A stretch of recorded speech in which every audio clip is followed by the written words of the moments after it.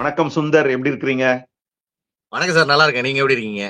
நல்லா இருக்கேன். இப்போ ஒரு பெரிய நீண்ட இடைவேளைக்கு அப்புறம் நம்ம சந்திக்கிறோம். ஆனா ஒரு முக்கியமான நேரத்துல சந்திக்கிறோம். சோ தமிழக ஆமாங்க சார். அரசியல் இன்னைக்கு ரொம்ப பரபரப்பா இருக்கக்கூடியது. இன்னொரு 11, 12 மாதத்துல நம்மளோட எலெக்ஷன்ஸ் வரப்போகுது, சட்டமன்ற தேர்தல் வரப்போகுது. நீங்க தமிழக அரசியல ரொம்ப நுணுக்கமா பார்க்கக்கூடிய ஒருத்தர். குறிப்பா அண்ணாமலையுடைய அரசியலை நீங்க நிறைய பார்த்திருக்கீங்க, அதை பத்தி நிறைய பேசியிருக்கீங்க, அவருடைய சாதனைகளை பல இடத்துல பதிவு செஞ்சிருக்கிறீங்க. சோ அண்ணாமலை பிஜேபியினுடைய தலைவரா இருக்கும்போது பல மாற்றங்களை கொண்டு வந்தார் தமிழக அரசியல்ல. இன்னைக்கு அவர் அந்த தலைவர் பதவியில இல்ல, ஆனாலும் அரசியல் இருக்காரு. இப்ப அவருடைய அரசியல் நீங்க எப்படி பாக்குறீங்க? சார் வணக்கம். நம்ம நிறைய நீங்க சொல்ற மாதிரி அண்ணாமலை அவர்களோட பரிணாமங்களை இதுல நம்ம பேசியிருக்கிறோம். தமிழக அரசியலுடைய பரிணாமத்தை பேசியிருக்கிறோம். நீங்க அண்ணாமலை அரசியல்ல இருக்கார் அப்படின்னு சொன்னீங்க. ஆனா அண்ணாமலை நிரந்தரமா இருப்பார் அப்படிங்கிறது தான் அதோட பொருளாவும் புரிஞ்சுக்கிறேன்.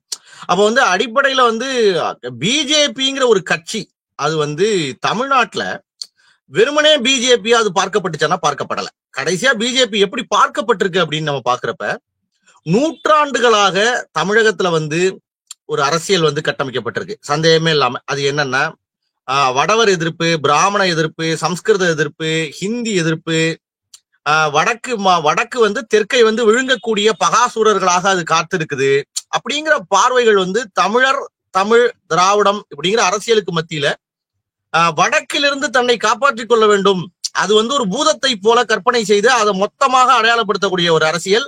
வடக்கோடு பிராமணர்களை, மதத்தை எல்லாத்தையும் அடையாளப்படுத்தி ஒரு சிக்கலுக்குரிய அரசியலை இங்க உருவாக்கி வச்சிருந்தாங்க. அதை உடைத்து பேசுவதற்கு, அதற்கு ஆதரவாக பேசுவதற்கெல்லாம் ஒரு பெரிய குரல் எடுத்தாலும் அந்த குரலை பொலிட்டிசைஸ் ஆக்காம, அந்த குரல் ஒரு ஒதுக்கப்பட்ட குரலாக தமிழக அரசியல்ல இருந்ததை பார்த்தோம். அதனால எல்லாருமே இந்த ஓட்டத்தோடு ஓடுவோம், அடிக்கிறவன் பக்கத்துல இருக்கிறது தான் நமக்கு என்னைக்கும் பாதுகாப்பு, அடி வாங்குறவன் பக்கத்துல இருந்தா நம்ம தப்பிக்க முடியாதுங்கிற ஒரு நகைச்சுவை போலத்தான் இவ்வளவு காலம் தமிழக அரசியல் போயிட்டு இருந்துச்சு. நீங்க அண்ணாமலையினுடைய அரசியல் தமிழகத்துல பிஜேபியை வளர்த்திருக்கு அப்படிங்கிறது வெள்ளிடை மலை. அது கண்ணுக்கு யாரும் அதை மறைக்க முடியாது. அது மறைக்கிறதுக்கு மாதிரி இல்ல. சூரியனை துணியை போட்டோ கையை வச்சோலாம் மூடிட முடியாது. அதனால அது யதார்த்தமானது. ஆனால் அண்ணாமலையோட வளர்ச்சி எப்படிப்பட்ட வளர்ச்சிங்கிறத கவனிக்கணும். அது நீங்க ஒரு நீட் எதிர்ப்பு அப்படின்னு ஒரு நவீன ஒண்ணு வந்துச்சு, ஒரு புதிய அரசியல் தமிழகத்துக்குள்ள நுழைஞ்சிச்சு. அந்த நீட் எதிர்ப்புங்கிறது நம்ம எப்படி புரிஞ்சுக்கணும் அப்படின்னா, கடந்த காலங்கள்ல நான் சொன்னதை போல ஹிந்தி விரோதம், சம்ஸ்கிருத விரோதம், பிராமண வெறுப்பு, அப்படிப்பட்ட ஒரு அரசியலோட நீட்சியாதான் இதையும் அவங்க அட்டாச் பண்ணாங்க. நீங்க அண்ணாமலை என்ன பண்ணிருக்காரு அப்படின்னா, பிஜேபியினுடைய கோர் ஓட்டை உருவாக்கியிருக்காரு. அது எப்படி அவர் உருவாக்குறாரு அப்படின்னா, அவர் பிராமண வெறுப்புங்கிற புள்ளியை அடிக்கிறார். நீ எப்படி ஒரு சமூகத்தை இப்படி குறி வைக்க முடியும் அப்படின்னு சொல்லி அவர் அதுக்கு மேல எக்ஸ்ட்ரீமா போய் இவங்களுக்கு வாய்ப்பு இருந்தால் ஒரு யூத படுகொலை போல நிகழ்த்தி இருக்கலாங்கிற அளவுக்கு அவர் அதுல வெயிட்டேஜ் கொடுத்தார், அதுல அவர் பேசினார். அதுக்கப்புறம் அதே போல பாத்தீங்கன்னா வடவர் எதிர்ப்பு, ஹிந்தி எதிர்ப்பை அவர் ஒரு ஸ்டாண்ட் எடுத்து பேசினார். எப்படின்னா, அது முக்கியமானது தமிழக அரசியல்ல. அப்படி ஒரு முக்கிய அந்த நிகழ்வை காங்கிரஸோ யாருமோ செய்யல, எந்த ஒரு தேசிய கட்சியும் சரியா செய்யல. அவர் என்ன சொல்றாருன்னா, இந்தியை வடக்குல உள்ள இந்தியாவை ஆளக்கூடிய கட்சிகள் திணித்ததுங்கிறார்.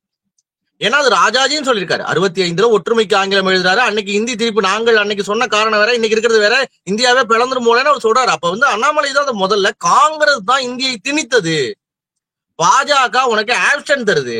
அது மட்டும் இல்லாம மாநில மொழிகளை வளர்ப்பதற்கும், மாநில மொழிகளின் தன்மானத்தை தூக்குவதற்கும், மாநில மொழிகளோட அந்த பழமையை, அதனுடைய ஈக்குவாலிட்டியை அங்கீகரிப்பதும் மோடி அரசு தான்.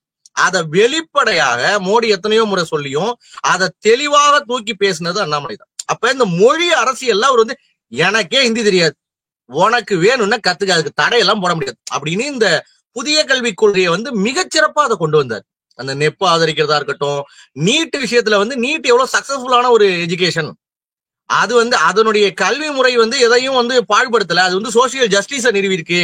இங்க இருக்கக்கூடிய பண முதலைகளை அது தடுத்து நிப்பாட்டி வச்சிருக்கு. திராவிட முன்னேற்ற கழக அல்லது நீங்க இங்க இருக்கக்கூடிய பெரிய அரசியல்வாதிகளோட இன்வெஸ்ட்மெண்டாக தேங்கி நிற்கக்கூடிய கல்லூரிகளோட வாய்ப்பு தான் போயிருக்கே தவிர, அதுல எளிய ஏழைப்புற கிராமப்புற மாணவர்களுக்கு எந்த பாதிப்பு இல்ல, அவர்களுக்கு வரப்பிரசாதம் அப்படிங்கறதெல்லாம் அவர் துல்லியமா, அதாவது திமுக எதை தன்னுடைய அஜெண்டாவாக, எதை தன்னுடைய நூற்றாண்டு கால கொள்கைகளாக, எதன் மேல் நின்று அது தன்னை வடிவமைத்து பெரிதுபடுத்திக் கொண்டதோ அந்த இடத்தை அடிச்சு நொறுக்கிட்டாரு. அப்ப அண்ணாமலையினுடைய எழுச்சி என்பது ஒரு கட்சியை 10% கொண்டு போனது மட்டும் அல்ல, பாஜகவிற்கு வாக்களித்த 11.25% வாக்குகளாக இருக்கட்டும், என்டிஏவுக்கு போட்ட வாக்குகளா இருக்கட்டும், அந்த வாக்குகள் கிட்டத்தட்ட 3/4% இந்த கருத்துக்களை ஏத்துக்கிட்டு வந்த வாக்குகள். கிட்டத்தட்ட அதுல ஒவ்வொரு நபரும் 3 ஓட்டுகளை தன்னகத்தே கொண்டிருக்கக்கூடிய கெப்பாசிட்டி. வாக்கு அந்த தேர்தல்ல போடுறாங்க போடலங்கிறது மேட்டர்ல பாக்கி இருக்கிறவங்க. ஆனால் அது ஒரு இன்ஜினைஸ் பண்ணிட்டு நீங்க ஒட்டுமொத்தமாக அது ஒரு இழுவை திறனோடு கொண்டு வந்துருச்சு. அந்த ஓட்டுக்கு போக போக வளர்ச்சி மட்டும்தான் பெருக்கும். அப்ப உங்களுக்கு இதைத்தான் இவ்வளவு காலம் ஒட்டிட்டு இருந்தேன் ஒரு காமெடி இருக்கும்ல, அது போல திராவிட முன்னேற்ற கழகம் இங்க செஞ்சிட்டு இருந்த அரசியல ஒரு உடைச்சு நொறுக்கி இருக்காரு. அதுக்கு எதிராப்புல ஒருத்தர் யுத்தத்தை தொடுக்க முடியும், அதுல நிக்க முடியும், அதுல தினம் டே டு டே அந்த ஃபைட்ல இருக்க முடியும் அப்படின்னு நிரூபிச்சார் அண்ணாமலை. தமிழக அரசியல்ல இந்த சாதனையை ஒருத்தனால் செய்ய முடியும் அப்படிங்கிற ஊக்கத்தை கொடுத்து அவர் ஒரு பெரிய மாற்றத்தை உருவாக்கி இருக்காரு. அந்த மாற்றத்தினுடைய அளவு வாங்கிய வாக்குகளை விட பெரிதுங்க. சோ நம்ம அதை அவருடைய அரசியலை அப்படி புரிஞ்சுக்கணும். அந்த அரசியல் என்னைக்கும் மறக்கப்படாது. அவர் இன்னைக்கு தலைவரா இருக்காரு, தலைவரா இல்லைங்கிறது ஒரு பொருள் இல்லை. ஏன்னா பிஜேபியில 3 வருஷத்துக்கு மேல தலைவரா இருக்க முடியாது, இருந்தா ஒரு தடவை கூடுதலா இருக்கலாம், அவ்வளவுதான். சோ அதனால தலைவருங்கிறது ஒரு மேட்டர் இல்ல. அண்ணாமலை தன்னை வெறும் ஒரு மாநில தலைவர், நான் சொன்ன வேலையை செஞ்சேன் அப்படிங்கறதெல்லாம் தாண்டி அவர் தன்னை ஒரு தனித்தன்மை மிக்க தலைவராக தன்னோட இமேஜ ஒரு பார் செட் ஒரு லெவல்ல கொண்டு போய் வச்சுட்டாரு. அதுல ஒன்னும் சந்தேகம் இல்லை. அவருடைய பேச்சு, அவருடைய அரசியல் அது இன்னும் தமிழக பாஜகவையும் திராவிடத்துக்கு திமுகவுக்கு எதிராப்புல இருக்கக்கூடிய அரசியலுக்கு ஒரு ஃபயர் அதை கொடுத்தபடியே தான் அது இருக்க போகுது. ரொம்ப சரியா சொன்னீங்க. பல விஷயங்களை இளைஞர்களுக்கு எடுத்து சொன்னது. ஏன்னா நிறைய பேர் அரசியல்ல ஒரு இன்வால்வ்மெண்ட் இல்ல, அதுக்கு இன்ட்ரெஸ்டே இல்ல அப்படிங்கிறவங்க கூட அண்ணாமலை அரசியல் வந்ததுக்கு அப்புறம் அவர் சொல்லக்கூடிய அந்த கருத்துக்களை கேட்டு, அவர் சொல்லக்கூடிய அந்த டேட்டாஸை கேட்டு நிறைய பேர் அரசியலையே படிக்க ஆரம்பிச்சாங்க, அரசியல்ல இன்வால்வ் ஆயிருக்கிறாங்க. நீங்க சொல்றது முக்கியமானது. அதாவது அரசியல்ல நம்ம ஒரு அரசியல்வாதியா வந்துடுறோம். அப்ப அவருடைய கல்வி திறன், அவர் ஐஏஎம்ல படிச்சவரு, ஐபிஎஸ் கிராக் பண்ணவரு, எல்லாத்துலயுமே அவர் டாப் கிரேட்ல இருந்துங்க. சோ ஒரு இளைஞருக்கு ஒரு கல்வியில நாட்டம் இருக்கக்கூடிய இளைஞருக்கு ஒரு எய்மா என்னென்னலாம் இருக்குமோ, அவனுடைய வாழ்க்கையில எதெல்லாம் உதாரணங்களாக எதெல்லாம் அச்சீவ் பண்ண நினைப்பானோ அதை எல்லாத்தையும் அவர் தன்னுடைய குறுகிய வயதிலே அடைந்தவர். அவர் ஒரு பெரிய லெவல்ல இன்னும் வேலைக்கு போய் வேற ஏதோ பண்ணிருக்கலாம். ஆனா ஒரு அரசியலை தேர்ந்தெடுத்து ஒரு சவால்கரமான அரசியல் இல்ல, 3 வருஷத்துல அவர் தன்னை லான்ச் பண்ண மொமெண்ட் இருக்குல்ல, இது நீங்க இந்திய வரலாற்றுல இவ்வளவு வேகமாக மக்களை சென்றடைந்த, ஏன்னா அவருக்கு இருக்கக்கூடிய ஆதரவு என்பதை நம்ம அகில இந்திய அளவுலே பார்க்க முடியுது. நம்ம அகில இந்திய, நீங்க சோசியல் மீடியால பார்க்க முடியுது, அகில இந்திய அளவுல அவர் அடைந்த பிரபலம் இருக்குல்ல, அது அவர் மோடிக்கே அவர் பிரச்சாரம் பண்ற அளவுக்கு அவருடைய பெயர் சேர்க்கப்படுதுன்னா அதனுடைய பொருள் என்ன? அதுக்கு மேல அதுல வேற என்ன சொல்லி விளங்க போகுது? சோ அவரோட அந்த கேலிபர்ங்கிறது நம்ம நினைக்க முடியாத அளவுக்கு பெருசு. இளைஞர்களை அவர்களை அரசியலை நோக்கி இழுத்ததுல அவருடைய பங்கு இன்னைக்கு நவீன காலத்துல ரொம்ப பெருசு. இல்ல நிச்சயமா நீங்க சொன்னதுபடி அவர் அவர் தலைவரா இருக்கிற நேரத்துல அந்த வாங்கின 11.4% ஓட்டா இருக்கலாம். அதுல 75% ஆஃப் த ஓட் அவருக்காக, அவரால் ஈர்க்கப்பட்டு வந்தவங்களுக்காக வந்த ஓட்டு அப்படின்னு சொல்லலாம் நம்ம. அடுத்ததா நீங்க தமிழகத்துல பல பகுதிக்கு டிராவல் பண்ணக்கூடிய ஒரு ஆளு, அதே மாதிரி சாதாரணமா இயல்பா நிறைய இடத்துல மக்களோட பழகக்கூடிய ஒருத்தர். சோ ஒரு டீ கடையிலயோ இல்ல மத்த ஒரு சின்ன கடைகள்லயோ நீங்க நிறைய பேசுவீங்க. இப்ப நடக்கக்கூடிய இந்த திமுக ஆட்சிய மக்கள் எப்படி பாக்குறாங்க சார்? நான் எப்போதுமே நம்ம முன்னாடியே சொல்லியிருக்கேன், அதாவது இந்த உலகத்திலேயே ஒரு கட்சி ஆட்சியில இல்லாத போதே ஆன்டி இன்கம்பன்சி இருக்குன்னா அதுக்கு ஒரே கட்சி உதாரணம் திமுக தான். அது ஆட்சியில இல்லைனாலே அதுக்கு எதிரான மனநிலை தான் தமிழக அரசியல் இயங்கு விசையே. திமுகவை யார் எதிர்க்கிறார்கள் அப்படிங்கிறவங்களுக்கு நிரந்தரமாக 40% வாக்குகள் கையில இருக்கு. அதை ஒருங்கிணைக்கிறவங்க அதை எடுத்துட்டு போயிட்டே இருப்பாங்க. அதுக்கு மேல ஜெயிக்கிறது, அதுக்கு மேல ஏறி போறதெல்லாம் அவங்களுடைய பிரச்சாரங்கள், பலம் எல்லாம். ஆனா எடுத்த எடுப்புல திமுகவுக்கு எதிராக 40% ஓட்டு இருக்கு. ஏன்னா ஆட்சி அதிகாரம் நிர்வாகத்திறன் அப்படிங்கறதுல அவங்க என்னைக்குமே தன்னை நிரூபித்ததே கிடையாது. அவங்க எல்லாம் வெற்று விளம்பரங்களால் மட்டுமே நிரப்பக்கூடியவர்கள். ஒரு எகஸ்மாத்தான நேரத்தில், அசந்து இருக்கக்கூடிய நேரத்தில் ஒட்டகம் கூடாரத்தில் புகுந்து கூடாரத்தையே பித்தெறிகிற கதை தான் அவர்களுடைய அரசியலே. அதனால அவர்கள் ஒரு சோர்ந்து ஒரு 10 வருட ஆன்டி இன்கம்பன்சி இருந்துச்சு அதிமுகவுக்கு, ஒரு பெரிய தலைவர் ஆலமரம் போல இருந்தவர்கள் விழுந்திருந்தார். கடைசியா இவங்களுக்கும் எந்த அளவுக்கு அரசியல், இவங்களுக்கு அதுல இருந்த கெப்பாசிட்டி, இவங்களோட எல்லாமே அதுல இருந்துச்சு. அதனால இவங்க ஈஸியா ஜெயிச்சு வந்துட்டாங்க. அதுவே அவங்க கடைசியில டஃப் கொடுத்தாங்க பிஜேபி. பட் ஆனா நான் என்ன சொல்றேன் அப்படின்னா, திமுகவினுடைய ஆட்சி மீது இந்திய சுதந்திர இந்தியாவுல தமிழ்நாட்டுல நம்ம வரலாற்றின் வழியா பார்த்தாலும் சரிதான். நான் லைவ்ல பார்த்த ஒரு 2006 இருந்து ஒரு தெளிவா ஒரு அரசியலை பாக்குறேன். அந்த இடத்துல இருந்து நான் பார்த்தாலும் சரிதான். கடந்த காலங்களை கேள்விப்படுகிற ஒரு தமிழ்நாட்டினுடைய அரசியல் வரலாற்றிலே இவ்வளவு ஒரு மோசமான, இவ்வளவு மக்கள் எதிர்ப்பை சந்தித்த ஒரு ஆட்சி இல்ல. மக்கள் தன்னைத்தானே காப்பாற்றிக் கொள்ள வேண்டும் அப்படிங்கிற எண்ணத்துல மட்டும்தான் இருக்கானே தவிர, இந்த அரசு தன்னை காப்பாற்றும் என்றோ, இந்த அரசினுடைய காவல்துறை தன்னை காப்பாற்றும் என்றோ, இங்க இருக்கக்கூடிய அரசியல்வாதிகள் நமக்காக உழைக்கிறார்கள் என்றோ அப்படிங்கிறதுல மைனஸ்ல போயிடுச்சு அந்த நம்பிக்கை. இதுக்கு முன்னாலேயும் ஒரு 20% நம்பிட்டு இருந்தான் இந்த மக்களுக்கு இந்த அரசு ஏதோ ஒண்ணு செய்யும் அப்படின்னு. அந்த நம்பிக்கையை எழுமுனை அளவும் இல்லாத அளவுக்கு நகர்த்திட்டாங்க. ஆனா இந்த கட்சிக்கு ஓட்டு போடுறாங்க, ஜெயிக்கிறாங்க, அது ஒரு மொமெண்ட். அது வேற மாதிரி, அது தனி ஆய்வுக்குரியது. ஆனால் இந்த ஆட்சி வரலாறு காணாத வெறுப்பை சம்பாதித்து வைத்திருக்கிறது. இதை வீழ்த்த முடிகிற ஆட்சியானா மிக எளிமையாக வீழ்த்தி அப்புறப்படுத்த வேண்டிய ஆட்சி. அதுல சந்தேகமே வேண்டாம் நமக்கு. இல்ல, இப்ப நடக்கக்கூடிய ஆட்சி இந்த வரலாறு காணாத எதிர்ப்பை சந்திக்குது அப்படின்னு சொல்றீங்க. பட் ஆனா ஒரு சில மக்கள், ஒரு சாரார் பாத்தீங்க அப்படின்னா ஆட்சி மேல அவங்களுக்கு வெறுப்பு இருக்கு. ஆனா முதல்வர் மேல அப்படியான ஒரு வெறுப்பு இல்ல. இதுக்கு முன்னாடி ஆட்சி மேலயும் வெறுப்பு இருக்கும், முதல்வரா இருந்த கருணாநிதி மேலயும் ஒரு வெறுப்பு இருக்கும். ஆனா அது இப்ப இருக்கக்கூடிய முதல்வர் ஸ்டாலின் மேல இல்லையா? அது என்ன காரணம்? இல்ல, அது சொல்ல வரேன். அதான் இந்த ஆட்சி மேல அது இருக்கு. ஆனா பாயிண்ட் என்ன அப்படின்னா, திரு கருணாநிதி அவர்கள் தன்னை லான்ச் பண்ணது எம்ஜிஆர், ஒரு கரிஸ்மாட்டிக்கான லீடர் எம்ஜிஆருக்கு முன்னால, ஒரு தேசிய கட்சியான காங்கிரஸ்க்கு முன்னால அவர் தன்னை தன்னோட இமேஜை ஒரு சாணக்கியன்னு ஒரு வீடு பண்ணியிருந்தார். அதே போல ஒரு அன்றாடம் அவரோட நீங்க தொல்காப்பியத்துல எடுத்துக்கலாம், நீங்க இந்து மதமா எடுத்துக்கலாம், இல்ல தமிழ் உங்களுக்கு இந்த சங்க இலக்கியங்கள், அன்றாட வரலாறு, இது எல்லாத்துக்குள்ளயும் திரு கருணாநிதி அவர்கள் ஊடுருவி அதுல அவருடைய கருத்தை நிலைநிறுத்துவதன் வழியாக ஒரு சாரரோட இல்லைன்னா பெரும்பாலான மக்களோட எதிர்ப்பு அவர் தினம் சம்பாதிச்சுட்டே இருந்தார். நீங்க அதை பாத்தீங்கன்னா கிட்டத்தட்ட கருணாநிதியினுடைய அரசியல் அவருடைய கடந்த காலத்தின் கைதியாக அவர் அரசியல் பல நேரத்துல தேங்குனுச்சு. ஏன்னா அவர் ஒண்ணுக்கு எய்தாப்புல தன்னுடைய வலிமையான கருத்தை வச்சுக்கிட்டே வந்திருக்காரு. அதற்காக அவர் ஃபைட் பண்ணிருக்காரு. அதுக்கு பின்னால ஆளை திரட்டியிருக்காரு. நீங்க எல்லாரும் ஒரு விஷயம் இப்போ ஒரு விதி, ஒரு தெய்வத்தை பத்தியோ நம்பிக்கைகளை பத்தியோ ராமரை பத்தியோ பேசுறப்ப அதுக்கு கருணாநிதி அவர்களோட ஒரு கருத்து அதுக்கு நேர் எதிரா இருக்கும். அவர் போய் இன்ஜினியர் படிச்சாராங்கிறது.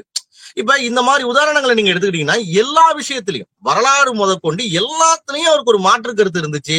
அவர் அதுக்குள்ள வலுக்கட்டாயமாக ஒரு சித்திரை புத்தாண்டுன்னு பல்லாயிரம் வருஷமா தமிழர்கள் இந்த மேஷத்தை தலையாக கொண்டு அவர்கள் சங்க இலக்கியங்கள்ல இருந்து ஃபாலோ பண்ணிட்டு இருக்க உடனே அவர் தையின்னு மாத்த போனார். மக்கள் எவ்வளவு பெரிய எதிர்ப்பு தெரிவிச்சாங்க. அந்த எதிர்ப்பெல்லாம் அவர் கண்டுக்கல. அவர் வரலாற்றுல நம்மால் எதையும் செய்ய முடியும், நாம் அறிவிக்கப்படாத அரசன், நாம் உன்னை லான்ச் பண்ணி முடிச்சிட்டோம்னா மக்களை ஏமாற்றி நம்ம இல்லைன்னா நம்ம விரும்புறதா மக்களை நம்ப வைக்க முடியுங்கிற நம்பிக்கையில உறுதியா இருந்தார். அதற்காக ஒரு பெரிய கெட்ட பேர்லாம் சம்பாதிச்சார். ஆனா ஸ்டாலினோட அரசியல் அவர் தன்னை ஒரு பெரிய அறிவுஜீவி பிம்பத்துக்குள்ளே அவர் இல்லை. நீங்க ஸ்டாலின் ஸ்டார்ட் பண்றப்பயே கருணாநிதியினுடைய திறமை இவருக்கு இல்லை, இவருக்கு அந்த அளவுக்கு எல்லாம் ஒண்ணும் இல்லை. அப்ப என்ன ஆயிடுது அப்படின்னா, ஒரு திமுக ஆதரவு தரப்புகளுக்கு ஸ்டாலினையே நம்ம தான் காப்பாத்துறோங்கிற எண்ணம் வந்துருச்சு. அந்த எண்ணம் இருக்குல்ல, இந்த நம்ம இல்லைன்னு இந்த அரசு கீழே விழுந்துருங்கிற எண்ணம் அந்த திமுக வாக்காளர்களை அதோட ஹோல்டு பண்ணுது. அதுக்கு மேல இவருக்கு ஒண்ணும் தெரியல, அதிகாரிகள்லாம் ஏதோ தப்பு பண்றான் போல, அதான் அவர் 1000 ரூபாய் பணம் தராரு, ஃப்ரீ பஸ் தராரு, இன்னும் கொஞ்சம் அவர் நல்லா செய்வார் போல, இவங்க விட மாட்டாங்க போல அப்படின்னு அவர்களை வாக்களித்தவர்களுக்கு அவர்கிட்ட ஹோல்டு பண்றதுக்கான வாய்ப்பை தருது. ஏன்னா ஸ்டாலின் எதுவும் செய்யல, அவரால் எதுவும் முடியல, மத்தவங்க தான் ஏதோ போய் குழப்பிட்டு இருக்காங்க. ஏதோ பொன்முடி போயிட்டாருன்னா சரியாயிடும், துரைமுருகன் போயிட்டாருன்னா சரியாயிடும் அப்படின்னு அவங்க யார் மேலேயோ நினைச்சிட்டு இருக்கக்கூடிய தரப்புகள் இன்னும் அவங்களுக்கு ஒரு உயிர் இருக்கு அந்த தரப்புகளுக்கு. சோ அதனால இவர் அவ்வளவு பெரிய வெறுப்பை சம்பாதிக்காதது போல இருக்கு. கட்சி மேல இருக்கக்கூடிய வெறுப்பு, திமுகவினுடைய மண்டல பிரதிநிதிகள் மேல இருக்கக்கூடிய வெறுப்பு, திமுகவினுடைய பொறுப்பாளர்கள் அரசு அதிகாரிகள் மேல இருக்கக்கூடிய வெறுப்பு ஸ்டாலின் மேல இல்லைங்கிறதுக்கான ஃபேக்ட் தான். இல்ல, நீங்க சொல்றத வச்சு பார்த்தா இப்ப கருணாநிதி மாதிரியான ஒரு அறிவு திறமை, ஒரு கூர்மையா இருக்கிறதுனால நிறைய எதிர்ப்புகள் வரும். சோ கொஞ்சம் ஒரு என்ன சொல்றது, அதை சொல்லலாமான்னு தெரியல, ஒரு ஒரு முட்டாள்தனமா இருந்தா அது மக்கள் மனதுல ஒரு பரிதாப நிலையை உருவாக்குது அப்படின்னு எடுத்துக்கலாமா? சார் கண்டிப்பா சார். அரசியல் என்பதே பர்செப்ஷன் தான்.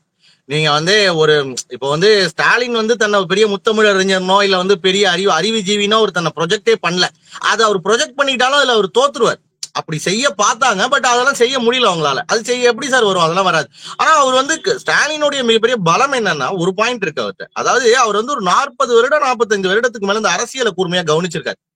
அவருக்கு இந்த ஸ்டேட்டஸ் கோவை எப்படி மெயின்டைன் செய்வது, எப்படி இதை நிலைநிறுத்துவது, நீங்க வந்து வரலாறு காணாம கூட்டணிகளை அவர் வந்து மெயின்டைன் பண்றாரு சார். அது மாதிரி தன்னுடைய மிக மோசமான பலகீனம் வீழ்ச்சி என்னன்னு அவருக்கு தெரியுது.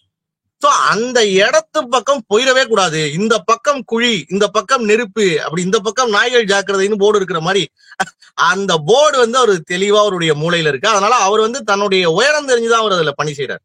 அதுல ஒன்றும் குழப்பம் இல்லை. அவங்க சும்மா அந்த டெல்லிகளெல்லாம் பேசிட்டு இருப்பாங்க. அவங்களோட அந்த அவருக்கு ஆதரவாக பேசக்கூடிய தரப்புகள் வந்து இந்த டெல்லியே ஆட்ட போறா அதெல்லாம் சொல்லுவாங்க. ஆனா அவருக்கு அதெல்லாம் நம்பிக்கையும் இல்லை, அதெல்லாம் அவர் செய்யவும் நினைக்கல.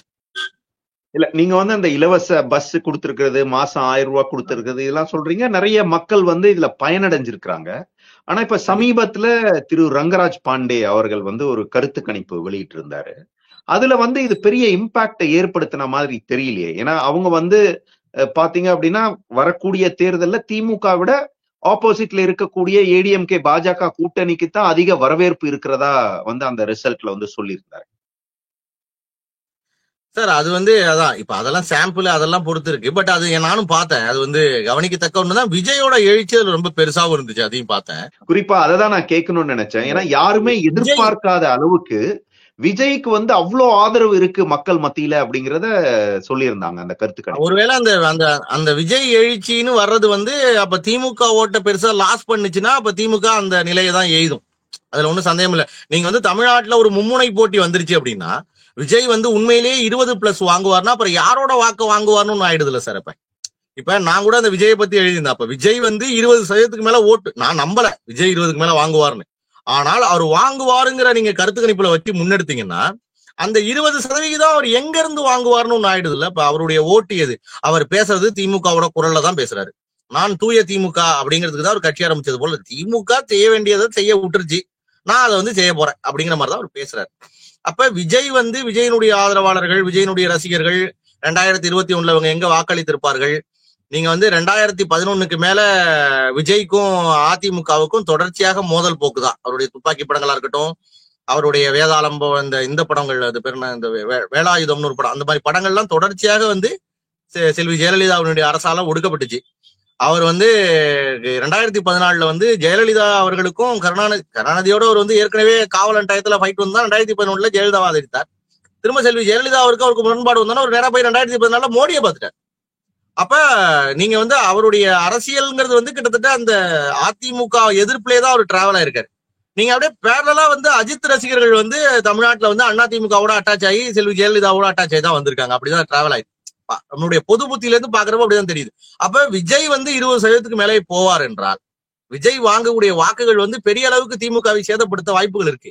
அப்ப சேதப்படுத்துச்சுன்னா ஒருவேளை திமுக வந்து இந்த நிலையை எய்தலாம். ஆனா என்னை பொறுத்த வரைக்கும் அது 1000 ரூபாய் இம்பாக்ட் இல்லைன்னு நான் பாக்கல. என்னை பொறுத்த வரைக்கும் அது வந்து இந்த ஆட்சியை காப்பாற்றக்கூடிய ஒரு பிரம்மாஸ்திரம்ங்கிறது எனக்கு சந்தேகம் இல்லை. அதுல வந்து நிச்சயம் வந்து அவங்களுக்கு வந்து ஒரு அந்த ஃப்ரீ பஸ் 1000 ரூபாய் பணம் அது வந்து பெருஞ்சாரால் எதிர்க்கவும் படலாம், அது எதிர்க்கவும் படுது. ஆனால் நீங்க வந்து இப்ப ரகசியமாக பெண்கள் வந்து அதுல என்ன நினைக்கிறாங்க, அவங்க இன்டர்னலா அதுல இவங்க என்ன நினைக்கிறாங்கிறது நமக்கு வந்து தெரியாது. அதற்கு வந்து அவ்வளவு பெரிய எதிர்ப்பு இருக்கிற மாதிரி தெரியல. ஃப்ரீ பஸ் நாங்க கேட்டோமா, நீ வந்து நான் வந்துட்டு 1000 ரூபாய் பணம் கேட்டனா அப்படிங்கிற குரல் எழுது. ஆனா அந்த குரலை நீங்க கவனிச்சீங்கன்னா அது வந்து இலவசம் வேண்டாங்கிற கான்செப்ட் இல்ல. அவங்க எல்லாம் எனக்கு விலைவாசி எல்லாம் ஏறிட்டு இதை யார் கேட்கறது அப்படிங்கிற ஒரு அந்த கடுப்புலதான் அவங்க அதை பேசுறாங்களே தவிர அது வேண்டாங்கிற நோக்கம் அவங்களுக்கு இருக்கிறது மாதிரி எனக்கு தெரியல. அது மாதிரி ரேஷன் கடையை வந்து திமுக வந்து அந்த இலவச அரிசி எல்லாம் இன்னும் கண்ட்ரோல்ல தான் வச்சிருக்காங்க. நிறைய அவங்க இப்ப போடுறது இல்ல, சரியா நடக்கிறது இல்லைங்க நிர்வாகம். ஆனா அந்த இலவச அரிசியில அவங்க கை வைக்காம ஒரு மாதிரி அதை அப்படியே மெயின்டைன் பண்றாங்க. அதெல்லாம் வந்து நிச்சயமா அந்த அந்த ஒரு வாக்கு வங்கிய அதிருப்தி அடைஞ்சு வெளில போகாம ஒரு வாக்கை ஹோல்டு பண்றதுக்கு அது எல்லாமே பயன்படும். ஆனால் விஜய் வந்து 20% மேலே வாக்கெடுப்பார் என்றால் அதிமுக பாஜக கூட்டணி உறுதியாக நிற்கும் என்றால் அவர்கள் வந்து அவங்களுக்குள்ள இந்த பரஸ்பர மோதல்கள்லாம் எதுவும் இல்லாம அந்த கூட்டணி நிலைத்து அந்த என்டிஏ ஸ்ட்ராங்கா இருக்கும் அப்படின்னா அதுலயும் தாண்டி விஜய் ஓட்டு எடுப்பாரு அப்படின்னா நிச்சயமாக திமுக தோத்துரும், அது சந்தேகமே வேண்டாம். நீங்க பேசும்போது ஒண்ணு சொன்னீங்க, அதிமுக பாஜக நிலையாக இருக்குமானால் அந்த கூட்டணி அப்படின்னு. ஏன்னா அந்த கூட்டணி பேசாத வரைக்கும், கூட்டணி அனௌன்ஸ் பண்ணாத வரைக்கும் நிறைய பேர் வந்து கள்ள கூட்டணி அதெல்லாம் சொல்லிக்கிட்டு இருந்தாங்க. அவங்க கூட்டணியை வெளிப்படையா அறிவிச்சதுக்கு அப்புறமா இது வந்து பொருந்தா கூட்டணி, அந்த கூட்டணி இந்த கூட்டணி நிறைய, குறிப்பா பாத்தீங்கன்னா திமுகவும் அவங்க கூட இருக்கக்கூடிய கட்சிகள் எல்லாருமே வந்து இதை எதிர்த்து பேசுறாங்க. சோ இந்த கூட்டணியினால ஒரு பெரிய இம்பாக்ட் ஏற்படுத்த முடியுமா இந்த தேர்தல்? சார் நான் வந்து 2021 சொல்லியிருக்கேன். அதாவது இந்த கூட்டணி வந்து ஒரு நேச்சுரல் அலையன்ஸ் தான் சார், அதுல ஒன்றும் சந்தேகம் இல்லை. நீங்க அதிமுக, பாமக, பாஜக என்கிற கூட்டணி வந்து உண்மையிலேயே ஒரு நல்ல கூட்டணி, அதுல ஒன்றும் குழப்பம் இல்லை. ஆனால் பிரச்சனை எங்க இருக்கு அப்படின்னா, அதிமுக வந்து எப்போதுமே தன்னை அது செல்வி ஜெயலலிதாவின் மறைவிற்கு பிறகு அதே நிலையில் தான் இருப்பதாக அது நினைக்கிற இடம் தான் அதனுடைய பிரச்சனை. நம்ம வந்து இதை நம்ம ஏற்கனவே நம்ம நிறைய அந்த 2024 தேர்தலுக்கு முன்பே விவாதிச்சிருக்கோம். பாயிண்ட் என்னன்னா, அதிமுக தான் இறங்கி தன்னுடைய வாக்குகள் சிதறிய புள்ளிகளை இது கவனிக்க மறுக்குகிறது. நீங்க வந்து செல்வி ஜெயலலிதாவினுடைய பிம்பத்திற்கு விழுந்த வாக்குகள் திரு எடப்பாடி பழனிசாமி அவர்களுக்கு விழல. ஆனா அதை அட்ஜஸ்ட் பண்ணக்கூடிய வாய்ப்பை வந்து கூட்டணிகள் வழங்குது அவருக்கு. நீங்க வந்து பாமக அவருக்கு ஒரு கான்ட்ரிபியூட் பண்ணுது, பாஜக அதிமுகவால் நிரப்ப முடியாத இடங்களை அது இட்டு நிரப்புது. நீங்க வந்து ஒண்ணுமில்ல சார், 2021 தேர்தல்ல எடப்பாடி பழனிசாமி அவர்கள் முதலமைச்சர் வேட்பாளராக இருக்கிற போது அவர் வந்து ஒரு பெரிய பெரும்பான்மை சமூகம் கொங்கு பெல்ட்ல சேர்ந்தவராக இருக்கிறதுனால பிஜேபி அந்த நேரத்துல போட்ட திரு முருகன் அவர்களை வந்து அது மாநில தலைவராக அது கொங்கு பெல்ட்ல ஒரு ஒரு அட்ஜஸ்ட்மெண்ட், ஒரு சமநிலையை அது உருவாக்கவே இல்லை அப்படின்லாம் யாராலையும் மறுக்க முடியாது சார். அப்படி அது உருவாக்கு. நீங்க வந்து பாஜக என்னைக்கும் வந்து அதிமுகவோட விரோத போக்கெல்லாம் அது கடைபிடிக்க விரும்பல. அதோட விரோத போக்கை அது அந்த 2024 தேர்தலுக்கு முன்பு கடைபிடிக்க ஆரம்பித்தது அதிமுக தரப்பா தான் இருந்துச்சு. அவங்க வந்து பாஜகவினுடைய இடத்தை வந்து குறைக்க நினைத்ததுதான் அதோட பிரச்சனை. மற்றபடி நீங்க அது மட்டும் இல்லாமல் நான் முக்கியமா திரும்ப சொல்ற குற்றச்சாட்டு என்னன்னா, அதிமுக திமுகவினுடைய கூட்டணி கட்சிகள் திமுகவினுடைய கருத்தியலாளர்கள் பேசுறதுக்கு காது கொடுத்துச்சு.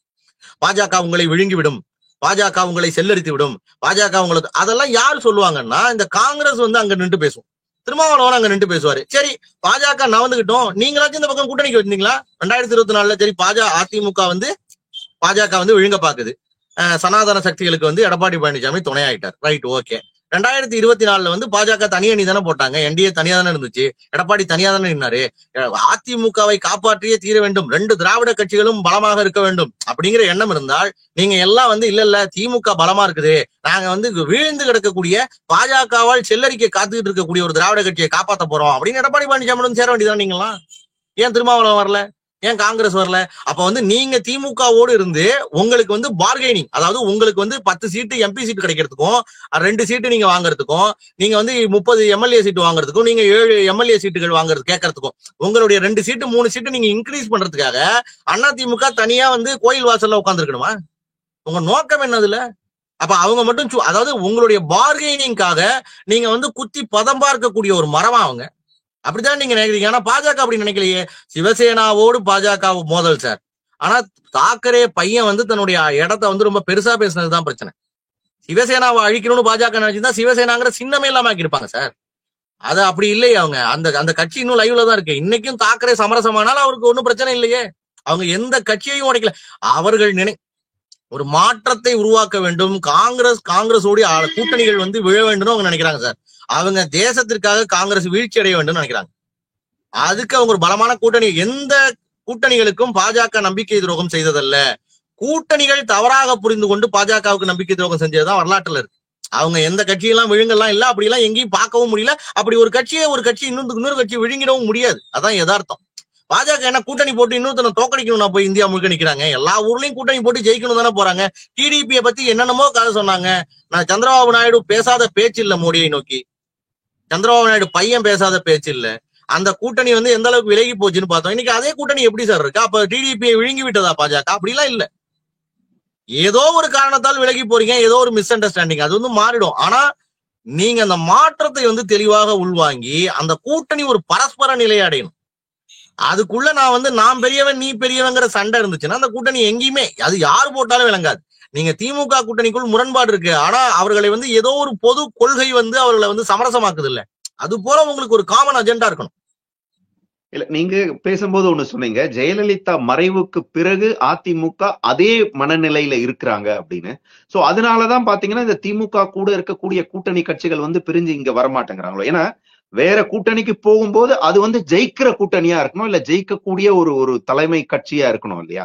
அந்த கான்பிடன்ஸ் இல்லாததுனாலதான் திமுக கூட்டணியில இருந்து யாரும் வெளியில வரலையா சார்? நிச்சயமா சார். இப்ப தமிழ்நாடு வந்து மண்டலங்கள் ரீதியாக பெரும்பான்மை சமூகங்களாலும் அதுக்கு அடுத்த நிலையில் இருக்கக்கூடிய சமூகங்களாலும் அது நடத்தப்படுது சார். கிட்டத்தட்ட தமிழ்நாடு வந்து இண்டிவிஜுவலா ஒவ்வொரு மண்டலங்களும் ஒரு ஸ்டேட் போல பிஹேவ் பண்ணுது. அதை புரிஞ்சுக்கணும். அப்போ வந்து இதற்கு வந்து தமிழ்நாட்டுல ஒரு எண்ணிக்கை பெரும்பான்மை சமூகத்தை சேர்ந்த ஒருத்தர் வந்து 1962 பிறகு, காமராஜுக்கு பிறகு இது போன்ற ஒரு சமூகத்திலிருந்து, இந்த மண்டல பெரும்பான்மை சமூகத்திலிருந்து யாருமே சீஃப் மினிஸ்டர் ஆக முடியல. 1967 திராவிட கட்சிகள் எழுச்சி என்பது கேஸ்ட் நியூட்ராலிட்டி இருக்கக்கூடிய, சாதிய சமநிலை இருக்கக்கூடிய ஒரு எண்ணிக்கை சிறிய சமூகத்திலிருந்து தான் தொடர்ச்சியா வந்திருக்காங்க. இத நம்ம ஏதோ ஒரு சதினோ இல்ல இது இதெல்லாம் கிடையாது அப்படின்னா மறுத்துட முடியாது சார். இதுக்குள்ள ஏதோ ஒரு மனித உளவியல் இருக்கு. ஏன்னா ஓட்டிங் பேட்டர்ன்ங்கிறது ஒரு கூட்டு இயக்க விசை. மனிதர்கள் தங்களோட ஈகோவுக்கு தான் ஓட்டு போடுறான். என்ன பொறுத்த வரைக்கும் நான் அரசியல்ல புரிஞ்சுக்கிட்டது, மக்களுடைய ஈகோவுக்காக தான் நம்ம அரசியலே நடத்துறோம் பல நேரங்கள். நீங்க இந்த கட்சிக்காரனும் பேச மாட்டாங்கிறது என்ன சார், அது என்ன ஏற்பாடு நீங்க நினைக்கிறீங்க? அதை எக்ஸ்போஸ் பண்றப்ப எது பிரச்சனை ஆகுது? மக்களோட ஈகோ தானே உடையுது. அதுல அதைத்தானே அவங்க உடைக்கிறாங்க. நீங்க மக்கள் தான் பிரிச்சு வச்சு ஆடுறாங்க. மக்களுடைய பிரிவுகளை அரசியல்வாதிகள் பயன்படுத்திக்கிறாங்க. அவ்வளவுதான் நான் பாக்குறேன். அப்ப நீங்க அந்த ஒரு விஷயத்த பாத்தீங்க அப்படின்னா,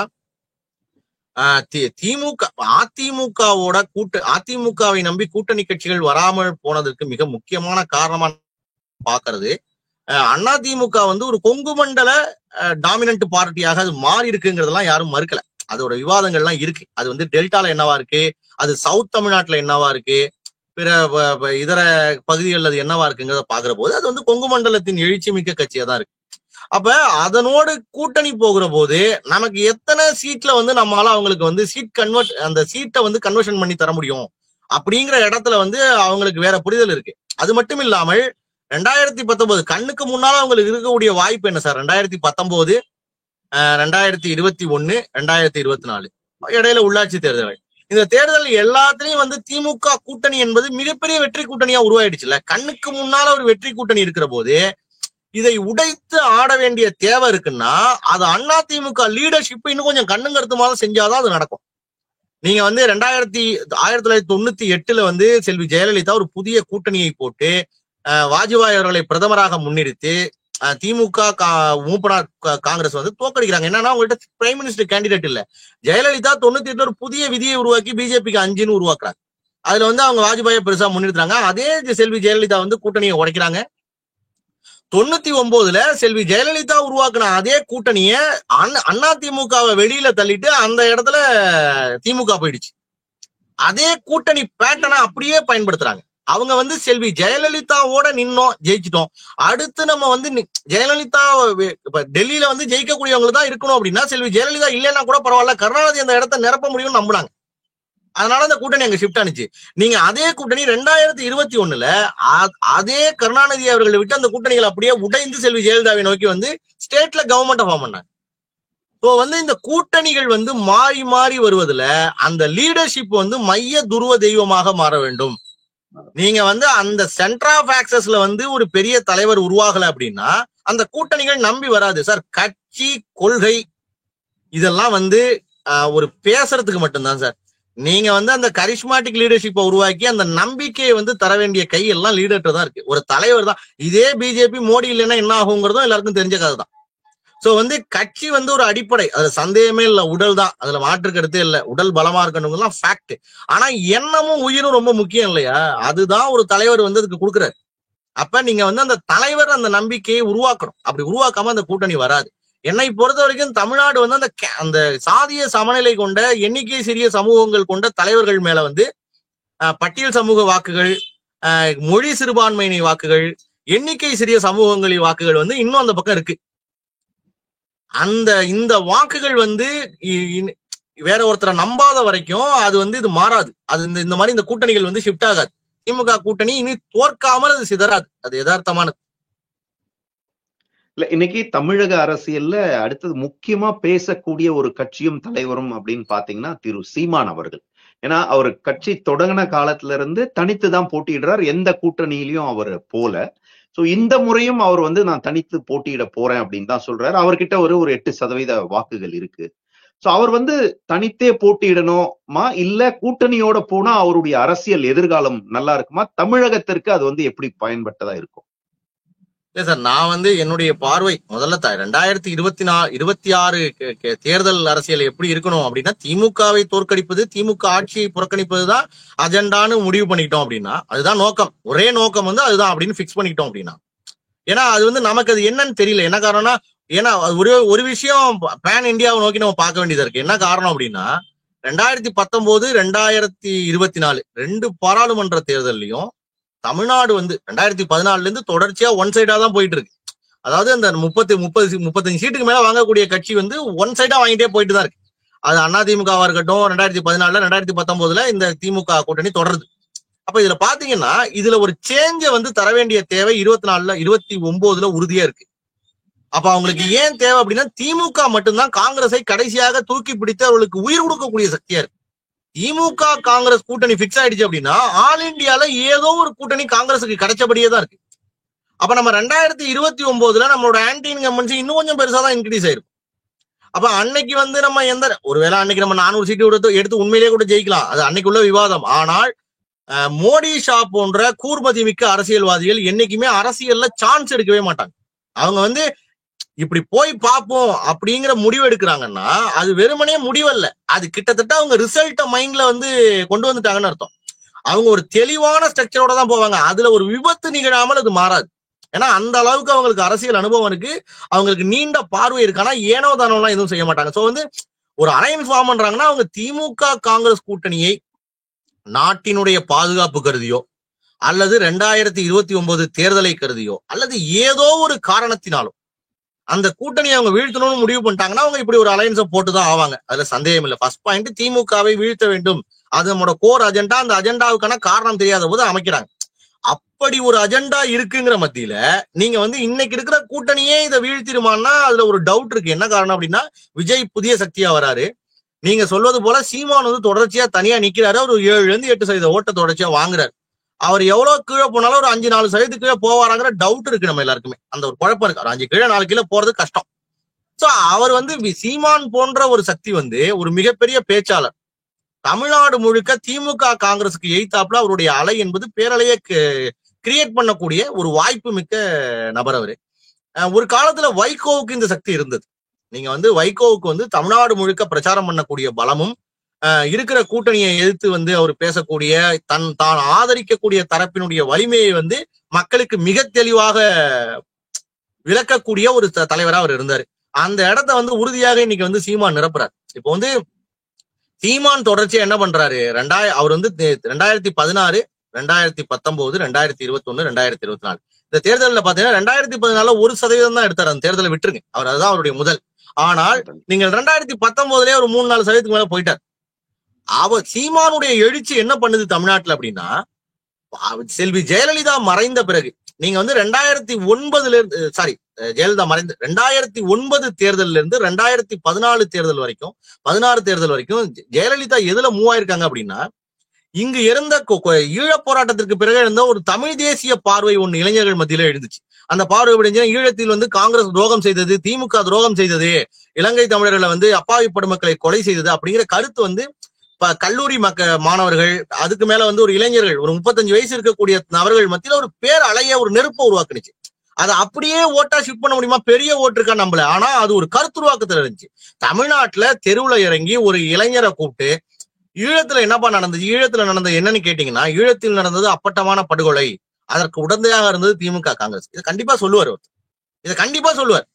அவர் ஒருவேளை திமுக காங்கிரஸுக்கு ஓட்டு கூட போட்டுட்டு இருக்கலாம், அது இன்றைய அரசியல் கருத்து. ஆனால் அவர் வந்து அதை ஏத்துப்பார், அந்த கருத்து இருக்கு. அப்ப இப்படிப்பட்ட ஒரு எழுச்சியை செல்வி ஜெயலலிதா அவர்கள் வந்து தன் பக்கம் சாதகமா திருப்பிட்டாங்க.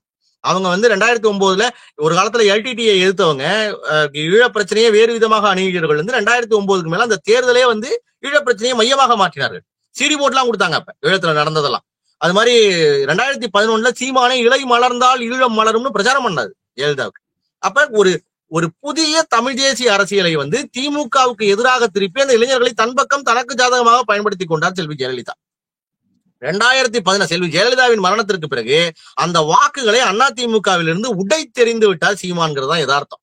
சீமான் வந்து ஒரு புதிய யங்ஸ்டர் ஓட்டையும் அதிமுகக்குள்ள செல்வி ஜெயலலிதாவை தமிழ் தேசிய முகமாக, தமிழ் தேசிய அரசியலின் அடையாளமாக பார்த்த ஒரு ஓட்டையும் அவர் அப்படியே தன்னுடைய பேச்சு விசையால் கவர்கிறார். அது ஒரு 5% அவருக்கு பவுண்ட் ஆயிடுது.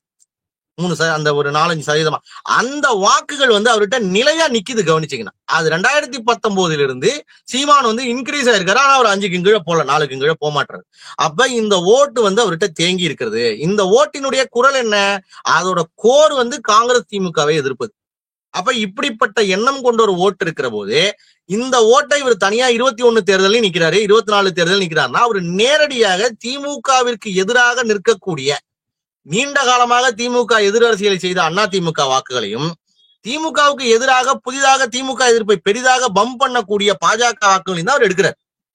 நியாயமாக அது நமக்கு வர வேண்டிய வாக்கு தான். திமுகவுக்கும் காங்கிரஸுக்கும் எதிராக போகக்கூடிய வாக்குகள் பாஜகவிற்கும் அதிமுகவுக்கு தான் வரணும். ஆனால் அதை வேறு ஒரு அஜெண்டா வழியா அதை சீமான் தனக்கு சாதகமாக பயன்படுத்திக் கொள்கிறார். அப்ப சீமானோட வாக்கு என்பது மிக தெளிவாக பாஜக அதிமுக வாக்குகள் தான்.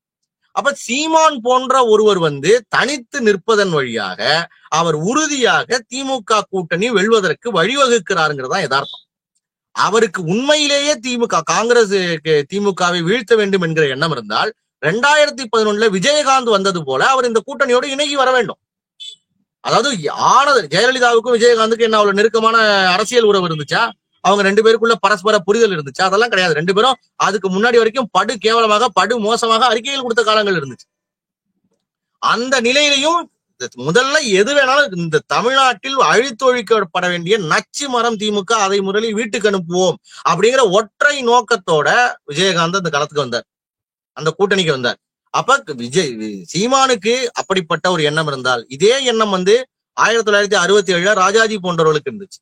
ராஜாஜி போன்றவர்கள் ஒரு பெரிய அணியை இன்னைக்கு சீமான் இருக்கக்கூடிய இந்த இதே நாம் தமிழர் கட்சியை அன்று அந்த ஆதித்தனார் இந்த கட்சியோட தான் கூட்டணி வச்சார். இதே நாம் தமிழர் கட்சி அன்னைக்கு அந்த திமுக கூட்டணியோட போய் நின்றுச்சு. அதுக்கு காரணம் அன்னைக்கு காமராஜர் காங்கிரஸை வீழ்த்த வேண்டும் என்கிற நோக்கம் இருந்துச்சு.